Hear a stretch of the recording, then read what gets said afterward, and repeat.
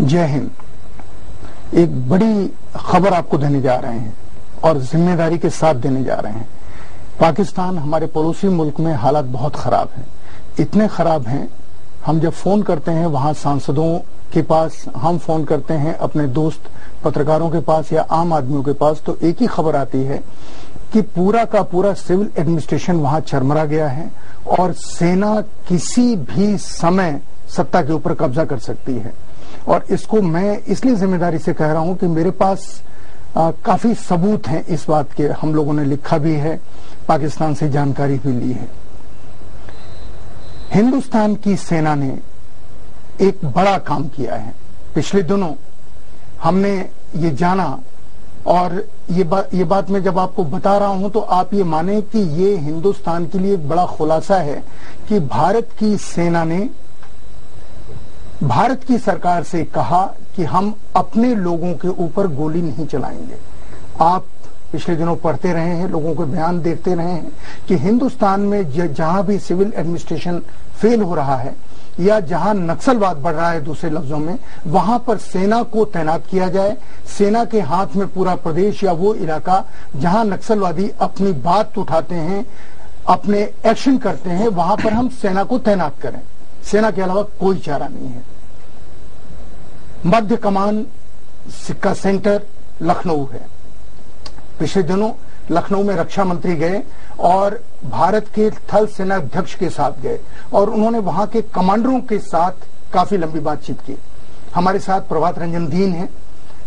प्रभात रंजन दीन ने इस खबर को सबसे पहले हमारे सामने रखा, देश के सामने रखा। और हमारे साथ सेना की तरफ से आज एक विशेष मेहमान है जो सेना के अब तक जज एडवोकेट जनरल रहे। जज एडवोकेट जनरल मैं आपको बता दूं समझने के लिए, जिस तरह भारत देश का सुप्रीम कोर्ट होता है, उसका चीफ जस्टिस होता है, वैसे ही सेना का अपना एक जुडिशियल सिस्टम है। उस जुडिशियल सिस्टम के जो जज रहे हैं, चीफ जज, वो general major general नीलन Kumar ji रहे हैं। मैं प्रभात जी से जानना चाहूंगा कि प्रभात जी, ये खबर क्या थी और क्या किस तरह से वहां कौन कौन लोग थे, क्या बातचीत हुई और उस समय रक्षा मंत्री का रुख क्या था, उनका बिहेवियर, उनका रिएक्शन क्या था? देखिए, जो भी नक्सली कार्रवाई चल रही थी, दंतेवाड़ा में जो कुछ भी हुआ और सीआरपी के जवान मारे गए, उसके बाद से लगातार अखबारों में भी और लोगों की मांग हो रही थी कि सेना लगाई जाए और नक्सलियों के खिलाफ सेना ही अब उनको काबू में करे। ऐसे में चूंकि जो भी नक्सल प्रभावित राज्य हैं वो ज्यादातर राज्य मध्य कमान क्षेत्र में आते हैं, तो इसलिए ये जरूरी था कि मध्य कमान की राय क्या है, मध्य कमान के जो शीर्ष सैन्य अधिकारी हैं उनकी राय क्या है, इसके बारे में जानना। इसके पहले मैं जल्दी से आपको ये सूचित कर दूं, ये बता दूं कि मध्य कमान के जो जीओसी इन सी हैं, उनको एक असाइनमेंट पहले से दिया जा चुका था कि वो नक्सल मामलों का एक स्टेटस रिपोर्ट तैयार करें और उसको रक्षा मंत्रालय को दें। तो विजय कुमार अहलूवालिया, जो वहां के जीओसी इन सी है, लेफ्टिनेंट जनरल विजय अहलूवालिया, उन्होंने अपनी एक रिपोर्ट, एक विस्तृत रिपोर्ट रक्षा मंत्रालय को पहले सौंप दी थी। उसके बाद यहाँ जो दिल्ली में कमांडरों की मीटिंग हुई, कमांडरों की मीटिंग में भी एंटी नक्सल ऑपरेशन में सेना उतारे जाने के खिलाफ बहुत सारी राय दी गई। लेकिन रक्षा मंत्रालय ने यह सोचा कि हम लोग मौके पर वहां के जो कमांडर्स हैं उनकी भी राय देखें। ये बात तब पता चली जब ये सूचना आई कि रक्षा मंत्री वहां पर मैरिड एकोमोडेशन फ्लैट्स, जो प्लान के तहत जो फ्लैट्स बने हैं, उसका वो उद्घाटन करने के लिए जा रहे हैं लखनऊ में। मैं चूंकि लखनऊ से जुड़ा रहा हूं, तो मुझे ये जानकारी है कि वो फ्लैट्स 2 महीने पहले से ऑलरेडी उसके पहले से बने हुए हैं और मैं समझता हूं कि 3 या 4 महीने पहले से उसमें लोग रह भी रहे हैं, अलॉटमेंट भी हो चुका है। अच्छा, तो फिर क्या हुआ वहां जब गए, जब रक्षा मंत्री गए तो क्या हुआ? तो रक्षा मंत्री जनरल वीके सिंह के साथ वहां पहुंचे। चूंकि जाहिराना तौर पर यह बताया गया था कि वो फ्लैट्स के उद्घाटन में गए हैं, तो वहां उन्होंने फीता काटा। उसके बाद सूर्या ऑडिटोरियम में सारे जो आला अधिकारी हैं उनके साथ उनकी मीटिंग हुई।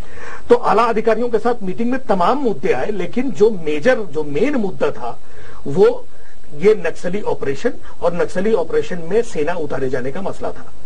इसमें जितने भी कमांडर थे, चाहे वो लेफ्टिनेंट जनरल गौतम बनर्जी हो या लेफ्टिनेंट जनरल विजय जो GOC-in-C हैं, वहां के जो मेजर जनरल कालिया हैं, इनके साथ साथ तमाम और भी कोर कमांडर्स वगैरह जो भी वहां थे, उन लोगों ने अपनी अपनी राय दी। और राय क्या, उन्होंने सवाल रखे। मैंने जो वो 13 सवाल उठाए, ये उन लोगों की बातचीत में रक्षा मंत्री चुपचाप सुन रहे हैं, और रक्षा मंत्री के सामने में जो वो डिफरेंट सेक्शन से जो सवाल आए, डिफरेंट कमांडरों की तरफ से जो सवाल आए, उन सवालों को उन्होंने बहुत ही ध्यान से सुना। क्या कोई रिएक्शन दिया उन्होंने? उस पर उन्होंने रिएक्शन नहीं दिया। बाद में मीडिया ने जानना चाहा तो उन्होंने इतना ही कहा कि ये बहुत ही संवेदनशील मसला है और इस पर रक्षा मंत्रालय बहुत गंभीरता से विचार करेगा।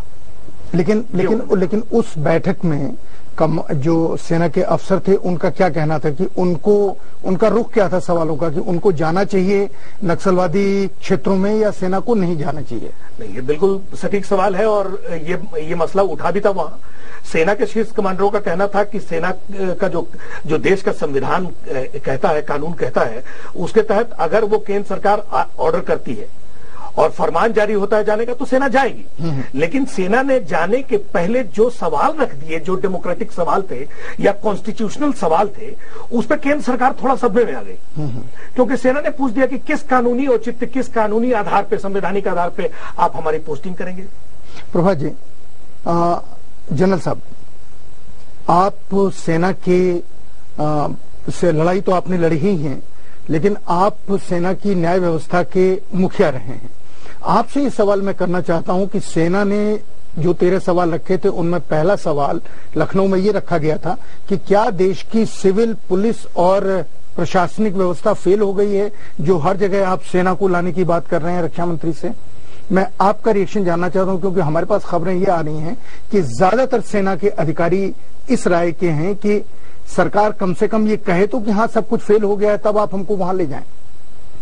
मेरी दृष्टि में पहले मैं ये स्पष्ट करना चाहूंगा कि क्या वस्तु स्थिति रही वहां पर, उससे मैं अवगत नहीं हूं, क्योंकि मैं नवंबर 2008 में रिटायर हो गया था। लेकिन प्रोसीजरल मैं ये बताना चाहूंगा कि जब कभी फौज का डिप्लॉयमेंट होता है ऐसे आधार पर और ऐसे हालात में, तो वो तभी होता है जबकि स्थानीय प्रशासन, उनके पास जो मशीनरी है जिसमें कि पुलिस और सिविल एडमिनिस्ट्रेशन है, वो उस हालात को काबू पाने में नाकामयाब होता है। तो ये इस तरह का सवाल ये उठना स्वाभाविक है कि क्या वो स्थिति पहुंच गई है कि अब सरकार के पास सेना को भेजने के अतिरिक्त और कोई विकल्प नहीं है। तो ये सवाल पूछा जाना मैं समझता हूं वाजिब है। और 2 हिस्सों में देश के सेना तैनात है, उत्तर पूर्व में है जी और कश्मीर में है जी। इन जगहों पर सेना की तैनाती को लेकर के वहां पर राजनीतिक सवाल खड़े होते रहे हैं, कई तरह के आरोप भी सेना के ऊपर आते रहे हैं। अब अगर सेना को जिन नक्सलवादी क्षेत्रों की बात हम कर रहे हैं, वो कम से कम शायद 7 प्रदेश हैं और 260 जिले इसके प्रभाव में कमोबेश हैं, लेकिन 7 प्रांत तो हैं ही सीधे सीधे। अगर मान लीजिए इनमें सेना जाती है, तो आपको नहीं लगता कि पूरा एक देश का बड़ा हिस्सा, एक 2/3 के लगभग देश सेना के अधीन हो जाएगा? और सेना यहाँ काम करेगी तो कैसे करेगी? मैं ये कहना चाहूंगा, स्पष्ट करना चाहूंगा कि ये जो आपने नॉर्थ ईस्ट की तरफ इशारा किया और कश्मीर की तरफ इशारा किया, और उन दोनों के संदर्भ में आपने मध्य भारत का जो जिक्र किया, ये कहना कानूनन ढंग से उचित नहीं होगा कि ये क्षेत्र सेना के अधीन है। ये अवश्य सच है कि वहां पर लॉ एंड ऑर्डर की स्थिति पर काबू करने के लिए फौज की सहायता ली गई है, लेकिन जो हमारा देश की प्रजातंत्रीय व्यवस्था है और उसमें जो कॉन्स्टिट्यूशनल और कानूनी स्थिति है, उसमें यह स्पष्ट है कि वहां का स्थानीय एडमिनिस्ट्रेशन कभी फेल नहीं होता और फौज को केवल उनकी सहायता के लिए बुलाया जाता है। तो ये बात ध्यान में रखने की है। ये कहना कि वो हिस्से सेना के कई और अधिकारी किस राय के हैं और किस स्तर के अधिकारी हैं, इन्होंने अपनी जिंदगी सेना में लगा दी, न केवल लगा दी बल्कि एक जनरल साहब तो उनका पूरा शरीर ही क्षत विक्षत हो गया। इन लोगों का देश को लेकर के जो दर्द है, देश को लेकर जो तकलीफ है, और भारत की सेना किस तरफ जा रही है, सरकार उसको किस तरफ ले जा रही है, या सरकार न कहे कि हम कहें राजनीति किस तरफ ले जा रही है, इसके बारे में प्रभात हम आपसे जानना चाह रहे हैं। आपकी और भी शायद सेना के अधिकारियों से बातचीत हुई है, वो कौन कौन अधिकारी हैं और उनकी राय क्या है? मेरी कई अधिकारियों से बात भी हुई और कई अधिकारियों ने चौथी दुनिया के लिए खासतौर पे लिख के भी भेजा, जिसमें जनरल नीलेंद्र कुमार जी सामने बैठे हैं, और लेफ्टिनेंट जनरल एमएम वालिया ने अमेरिका में रहते हुए भी उन्होंने हमारे पास मेल करके विस्तार से उन्होंने लिखा। मेल आपके पास है? मेल हमारे पास है। और इसके अलावा कमांडर के चौधरी का मैं जिक्र करना चाहूंगा, और आपने गलती से वो जनरल मुंह से निकल गया, वो कर्नल अजित सिंह है। अच्छा, कर्नल अजित सिंह है। तो जनरल वालिया ने भी सीधे ये कहा है कि सेना इंटरनल मामलों में, इंटरनल लॉ एंड ऑर्डर मामले में सेना का उतरना बिल्कुल ही गैर वाजिब है। सेना इसके लिए बनी ही नहीं है। इसको उन्होंने विस्तार से बताया है, वो हम लोगों ने चौथी दुनिया में छापा भी है। और कमांडर नौसेना के कमांडर, नौसेना के कमांडर की खासियत यह है कि 2 सेकंड में मैं बता दूं कि इनको साइबर वॉरफेयर में इतना एक्सपर्टाइज इनको था कि अवकाश लेने के बावजूद इनको रिसर्च ऑर्गेनाइजेशन मतलब रॉ ने उनको उनकी सेवाएं ली। रॉ भारत सरकार की सबसे तेज खुफिया एजेंसी है जो अंतर्राष्ट्रीय स्तर पे काम करती है, रिसर्च एंड एनालिसिस विंग। तो उन्होंने इनकी सेवाएं ली, और अभी देश भर में जहां भी सैन्य प्रतिष्ठान में साइबर वॉरफेयर पर क्लासेस होते हैं उसमें कमांडर के चौधरी को बुलाया जाता है। इनकी क्या राय है? इन्होंने सर एक बहुत ही अच्छी बात कही कि इनका कहना था कि एक तो हर जगह पॉलिटिक्स हो रही है, जैसे जम्मू कश्मीर में सेना है और वहां पर arm forces special power act को लेकर राजनीति होती है। लोग डिमांड करते हैं कि वो वापस ले लिया जाए और नहीं लिया जाए, इस पर वोट की राजनीति चलती रहती है। वही नॉर्थ ईस्ट में भी चल रहा है। इनका कहना यह है कि राजनीति जहां घुसती हो वहां सेना को अपने आप, जिस तरह से सेना ने मना किया है, ये उससे सहमति जताते हैं। उनका कहना है कि सेना को अपने आप ही राजनीति में पड़ना ही नहीं चाहिए इस पचड़े में। दूसरी बात सर उन्होंने ये कही कि उनका ये कहना है कि जैसे लॉ एंड ऑर्डर फेलियर की बात है तो उस पर सर हंसने लगते हैं। उनका कहना है कि लॉ एंड ऑर्डर फेलियर क्या, लॉ एंड ऑर्डर पर काम ही नहीं हो रहा है। उसको आप फेलियर कहें या पूरी की पूरी प्रायोरिटी जो सिविल सर्वेंट्स की है और पुलिस ऑफिसर्स की है, वो पूरी की पूरी प्रायोरिटी बदल के भ्रष्टाचार और शोषण में चली गई है और नेताओं के इस्तेमाल में चली गई है। इसीलिए लॉ एंड ऑर्डर का ये हाल हो गया है। कर्नल अजित सिंह सर, इनके बारे में मैं बता दूं, जनरल साहब के तहत भी वो काम कर चुके हैं। और colonel Ajit Singh armoured regiment के थे, लेकिन बाद में मिलिट्री इंटेलिजेंस में उनकी सेवाएं ली गई। और कश्मीर में ही एक बॉम्ब प्लांट किया गया था, उसमें विस्फोट में बुरी तरह से जख्मी हुए और उनको सेना से अवकाश लेना पड़ा। उन्होंने सर अच्छी बात ये कही है कि ये लॉ एंड ऑर्डर सिचुएशन और ये सारी जिम्मेदारी सेना के मत्थे डाल दी जाएगी, और जबकि सेना अपने आप बोझ में है, काम का अतिरिक्त बोझ है, ऑफिसर्स की कमी है, और ये कैसे उसको निपटाएगी। और दूसरी बात ये है कि जो भी नक्सल इन्फेस्टेड राज्य हैं वो सिपाहियों की सबसे ज्यादा भर्ती कराते हैं। बिहार में, झारखंड में, उड़ीसा में, पश्चिम बंगाल में, छत्तीसगढ़ में, और उत्तर प्रदेश का वो जो नक्सल इन्फेस्टेड एरिया है उधर उस तरफ का पूर्वी उत्तर प्रदेश का।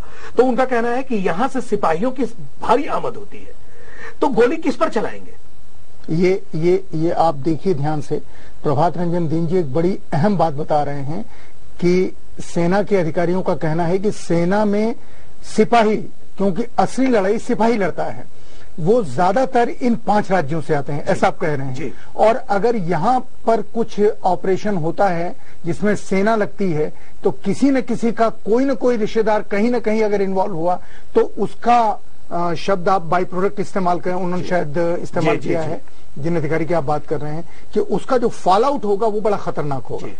एग्जैक्टली सर, यही है ना जी, राइट। तो अब हम आपसे ये जानना चाह रहे हैं प्रभात कि सेना के अधिकारियों की ये जो राय है कुल मिलाकर के, ये कमोबेश पूरे सेना की राय है या एक सेक्शन है अधिकारियों का जो ये राय रख रहा है? जो भी सर सेना अधिकारी हैं, इसलिए मैंने थोड़ा डिफरेंट करने के लिए नौसेना के एक सीनियर अधिकारी से बात की। कई ऐसे भी अधिकारी हैं जिन्होंने ऑफ द रिकॉर्ड बात की, जैसे एयरफोर्स के कई अधिकारियों से बात की, लेकिन उन्होंने ऑफ द रिकॉर्ड बात की। लेकिन उनका सर स्पष्ट कहना था कि जब से सेना ने स्पष्ट रूप से अपनी असहमति जताई है, तब से एयरफोर्स ने आधिकारिक तौर पे, मैं ये सर रिपीट कर रहा हूं कि वायुसेना ने आधिकारिक तौर पे ये घोषणा की कि एंटी नक्सल ऑपरेशन में वायुसेना के हेलीकॉप्टर नहीं दिए जाएंगे। शायद जनरल पीवी नायक का बयान भी है, एयर मार्शल पीवी नायक का भी बयान था, और भी वायुसेना मुख्यालय की तरफ से भी ये बयान आया था, अखबारों में भी प्रकाशित हुआ कि अगर सरकार को एंटी नक्सल ऑपरेशन के लिए हेलीकॉप्टर चाहिए तो वो खरीदे, वायुसेना अपने हेलीकॉप्टर इसके लिए नहीं देगी। वायुसेना अपने हेलीकॉप्टर नहीं देगी, नौसेना का कमांडर सवाल उठाता है और सेना के सवालों का समर्थन करता है। थल सेना के जितने बड़े शीर्ष अधिकारी हैं, उन शीर्ष अधिकारियों का सरकार से सवाल है और सरकार से वो जानकारी चाहते हैं कि आप हमारा इस्तेमाल करेंगे तो आखिर करेंगे कैसे और क्यों करेंगे। आपने 60 साल में एक व्यवस्था बनाई, आपने एक एडमिनिस्ट्रेशन बनाया, आपने एक ट्रेनिंग सिस्टम बनाया और वो सारा का सारा फेल हो रहा है, तो कहीं आप, जिसमें छिपी हुई बात यह है कि वो उनसे रिक्वेस्ट कर रहे हैं कि आप अपने गिरेबान के अंदर झांकिए, आपकी कहां कमी है, हमको तो आप तब फ्रंट पे लेके आइए क्योंकि हम आपका आखिरी हथियार है। एक छोटा सा ब्रेक लेते हैं और ब्रेक के बाद वापस लौटते हैं जनरल साहब के पास और उनसे ये जानने की कोशिश करते हैं कि स्पेशल आर्म फोर्सेस एक्ट या जो भी एक्ट का नाम है, बिना उसको लागू हुए अगर सेना को कहीं हम डिप्लॉय करते हैं, जिस तरीके से अभी बयान केंद्रीय गृह मंत्रालय के आ रहे थे, सेना को यहां लगा दो वहां लगा दो, हमारे और आपकी दुनिया के लोग, मीडिया के लोग, कहीं कुछ घटना हो गई सेना को लगा दो, मार डालो, काट डालो, ये सब जो बेवकूफी की बातें करते हैं, कानूनी स्थिति उसकी क्या है, उसके लिए मेजर जनरल नीलेंद्र कुमार जी के पास लौटते हैं जो सेना के जज एडवोकेट रहे हैं। अभी वापस लौटते हैं। हमारे पास जज, सेना के जज, सबसे बड़े जज मेजर जनरल नीलेंद्र कुमार जी हैं। आपसे मेरे दिमाग में बार बार शुरू से बात आ रही थी कि मैं आपसे ये पूछूं कि ये इस arm forces special power act है क्या और इसको बिना लागू किए और इसको लागू करने की प्रक्रिया क्या है, बिना लागू किए कैसे सेना डिप्लॉयमेंट की बात हमारे सरकारी कुछ महकमे करते हैं। मैं ये स्पष्ट करना चाहूंगा कि arm forces special power act ही केवल एक ऐसा कानून है जो कि भारत की संसदीय और जो कानूनी प्रणाली है उसके अंतर्गत एक सैनिक को अधिकार देता है कि वो जो arm forces special power act में उसको 4 अधिकार दिए गए हैं कि वो किसी को अरेस्ट कर सकता है, कहीं पर जाकर के तलाशी ले सकता है और उसके अलावा अम्युनिशन, डंप वगैरह का कोई जखीरा है उसको बर्बाद कर सकता है, और यदि कोई अनलॉफुल असेंबली है जो कि देश के विरुद्ध काम कर रही है, तोड़फोड़ की घटनाओं में लगी हुई है, तो उनके खिलाफ फोर्स का इस्तेमाल कर सकता है जिसमें कि मृत्यु तक हो सकती है। तो ये ही एक केवल ऐसा कानूनी ढांचा है जिससे कि फौजियों को अधिकार मिलता है कि सरकार उनको डिप्लॉय कर सके। लेकिन इसमें इंपॉर्टेंट चीज ध्यान में देने वाली यह है कि इसी एक्ट के अंदर ये इसका प्राविधान है कि जब किसी प्रदेश के गवर्नर या केंद्र सरकार को ये विश्वास हो जाता है कि देश के किसी भी प्रदेश में या प्रदेश के हिस्से में स्थिति इतनी खराब हो चुकी है, बिगड़ चुकी है कानून और व्यवस्था के ढंग से, जिसमें कि शब्दों का इस्तेमाल किया है डेंजरस या डिस्टर्ब्ड, तो उस प्रदेश का गवर्नर या केंद्र सरकार एक गजट नोटिफिकेशन करेगी जिसमें ये कहेगी, उदाहरण के लिए कि कश्मीर के फलाने फलाने डिस्ट्रिक्ट में, अनंतनाग में, श्रीनगर में या डोडा में स्थित डिस्टर्ब्ड और डेंजरस हो चुकी है, और उसके बाद ही गवर्नर या केंद्र सरकार, मतलब कि होम मिनिस्ट्री, रक्षा मंत्रालय से फौज को भेजने के लिए आग्रह कर सकती है। जनरल साहब, यहाँ एक छोटा सवाल की, जहाँ पर ये एक्ट लागू हो जाता है वहाँ फिर पुलिस प्रशासन की क्या स्थिति रहती है? उसके बाद वहाँ पर एक यूनिफाइड कमांड होनी चाहिए, क्योंकि जैसा मैंने आपसे पहले कहा था कि फौज असिस्टेंस के लिए भेजी जाती है, फौज टेक ओवर नहीं करती। तो जो ऑलरेडी उस प्रदेश के रिसोर्सेज हैं, जिसमें कि आर्म पुलिस, नॉर्मल पुलिस है, वो फौज के साथ, फौज के कंजंक्शन में वहां पर स्थित पर काबू करने की कोशिश करेगी। और उसमें पैरामिलिट्री फोर्सेस जो कि होम मिनिस्ट्री के नीचे हैं, जैसे कि बीएसएफ और सीआरपीएफ, सीआईएसएफ वगैरह, वो भी उसमें सम्मिलित हो जाएंगे। तो लेकिन इसको भेजने से पहले आवश्यक ये है कि हर निर्णय जो सरकार लेगी फौज को भेजने के लिए, तो उसमें ध्यान में रखने की बात है कि जो फौज का प्राइमरी रोल है देश की सुरक्षा, सरहदों के ऊपर, वहां से फौज हटाई जा रही है, या जो फौज सरहदों पे जाने के लिए ट्रेनिंग कर रही है वहां से हटाई जा रही है जब हम उसको देश के अंदर डिप्लॉय कर रहे हैं। तीसरा प्रश्न जैसे आपने उठाया था कि यह संवेदनशील मसला है, क्योंकि वहां के जो सिपाही हैं वो अपने ही भाइयों के ऊपर उनको एंगेजमेंट करना पड़ता। आपने मेजर जनरल नीलेंद्र कुमार जी, प्रभात रंजन दीन से उन बातों को जाना जो बातें शायद अब तक आपके सामने नहीं आई थी। मैं भारत की सेना को और खासकर जनरल वीके सिंह को सल्यूट करता हूं। इसलिए सल्यूट करता हूं कि इन लोगों ने हिंदुस्तान के लोकतांत्रिक ढांचे की आत्मा का सही ढंग से अपना, यानी उस ढांचे के साथ अपने को जोड़ करके अपने सवाल रखे। वो सवाल सेना के सवाल नहीं है, वो देश के सवाल हैं और देश की संपूर्ण राजनीतिक व्यवस्था से हैं। और जब मैं राजनीतिक व्यवस्था कहता हूं तो मैं इस देश के अपोजिशन, इस देश के सारे राजनीतिक दलों और सत्तारूढ़ दल सभी को उसमें शामिल करता हूं। आज की बात यही समाप्त करते हैं। आपको ये प्रोग्राम कैसा लगा इसका इंतजार रहेगा। जय हिंद।